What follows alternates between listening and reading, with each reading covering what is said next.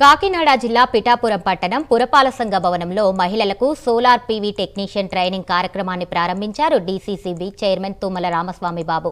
వాసవ్య మహిళా మండలి కోఆర్డినేటర్ కనవర్తి సునీత అధ్యక్షతన ఈ కార్యక్రమం జరిగింది. మహిళా సాధికారతకు నిరంతరం కృషి చేసే ప్రభుత్వం కూటమి ప్రభుత్వమని చెప్పారు తుమ్మల రామస్వామి బాబు. ఉప ముఖ్యమంత్రి కొనిదెల పవన్ కళ్యాణ్ మహిళలకు అధిక ప్రాధాన్యత ఇస్తున్నారని చెప్పారు. మహిళలను ఉద్యోగ వ్యాపార రంగంలో రాణించే విధంగా చేయూతనిస్తున్నారని గుర్తు చేశారు. సోలార్ శిక్షణను అందరూ సద్వినియోగం చేసుకోవాలని కోరారు.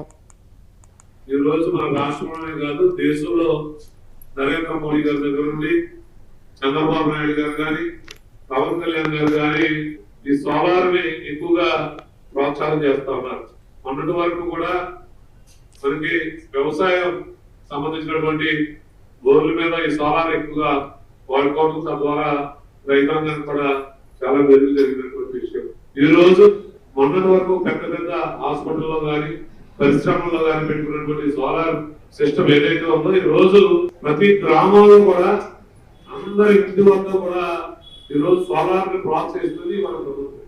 ప్రోత్సహించడమే కాకుండా 2 kV అయితే సబ్సిడీ, 3 kV, 5 kV, 10 kV వరకు కూడా ఈ రోజు సబ్సిడీ కూడా ఇవ్వడం జరుగుతుంది ప్రభుత్వం వారు.